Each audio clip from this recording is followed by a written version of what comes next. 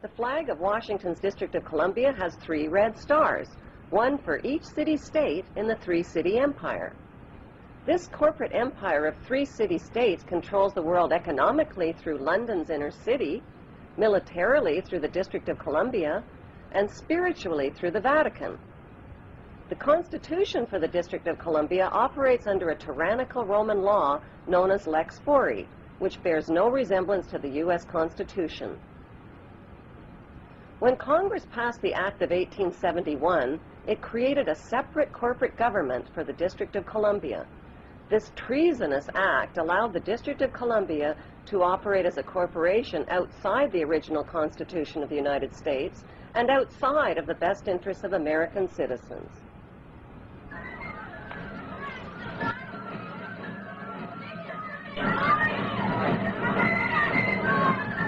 A sobering study of the signed treaties and charters between Britain and the United States exposes a shocking truth.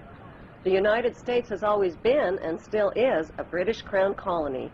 King James I was famous not for just changing the Bible into the King James Version, but for signing the first Charter of Virginia in 1606. That charter granted America's British forefathers a license to settle and colonize America. The charter also guaranteed that future kings and queens of England would have sovereign authority over all the citizens and colonized land in America stolen from the Indians. After America declared its independence from Great Britain, the Treaty of 1783 was signed. That treaty specifically identifies the King of England as the Prince of the United States and contradicts the belief that America won the War of Independence. Although King George III of England gave up most of his claims over his American colonies, he kept his right to continue receiving payment for his business venture of colonizing America.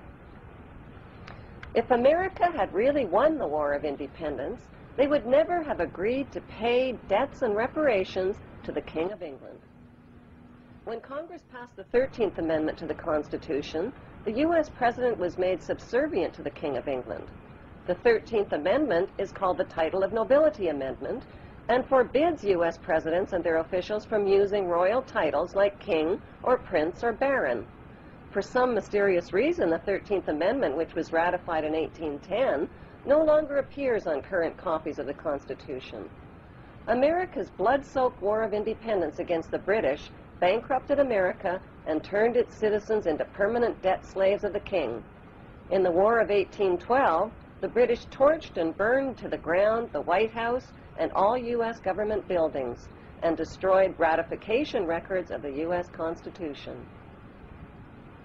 1 century later, a corrupt U.S. Congress committed the biggest theft in world history. They passed Paul Warburg's Federal Reserve Act in 1913, handing over America's gold and silver reserves and total control of America's economy to the Rothschild banksters. Most Americans still believe that the Fed, or Federal Reserve, is the government. It is not. The Fed is a privately owned banking system whose majority Class A shareholders are the Rothschilds, Warburgs, Kuhn and Loeb, J.P. Morgan, Rockefeller, Israel Seif, and the Lehman Brothers. This private banking cartel is the Fed and is never audited and never pays taxes. They print and design America's money, which displays their symbols of an Egyptian pyramid, a Masonic all-seeing eye, and the words, "In God we trust." Who exactly is the God they trust? They also collect American taxpayers' money through the IRS. Then they loan it back again with interest to pay for roads, bridges, and other public works. Most U.S. citizens believe that the United States is a country and that the President is the most powerful man on earth. The United States is not a country. It is a corporation, and the President is President of the Corporation of the United States.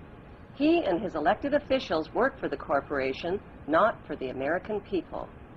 Since the United States is a corporation, who owns the corporation of the United States?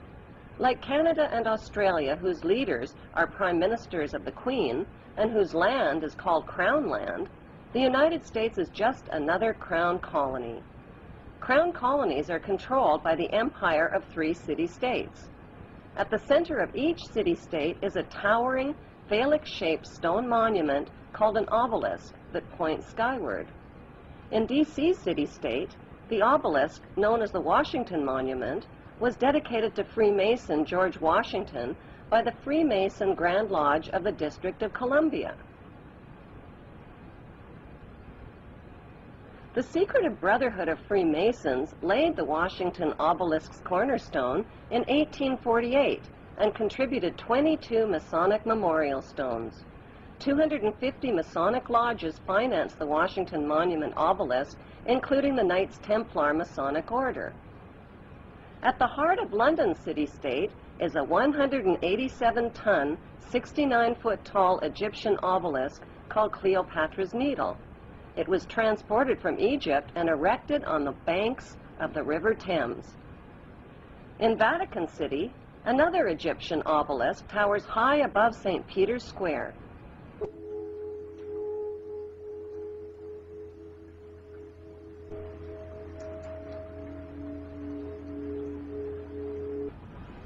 What exactly is an obelisk? Obelisks are phallic-shaped monuments honoring the pagan sun god of ancient Egypt called Amun-Ra. The spirit of this pagan god is said to reside within the obelisk. Obelisks symbolize the phallus and fertility. At the base of the obelisk is a sunwheel circle symbolizing the vagina. Together, they depict male and female sexual union. Worshippers of Amun believe Amun is the supreme god and creator of all things, and can transform himself into other gods, like Osiris, the god of the underworld, or Seth, the god of evil and chaos. Since vowels were interchangeable in the biblical Hebrew language, Amun can be spelled A-M-E-N, A-M-O-N, O-M-O-N, or A-M-U-N. Today, Amun is one of the most popularly used words in the entire world. It is used in all languages by Christians, Muslims, Hindus, and Jews at the end of prayer. Without realizing it, people all over the world are praising Amun. The Old Testament of the Bible is the holy book of both Christians and Jews. Amun is repeated over and over again throughout the Bible and is hidden within the word testament.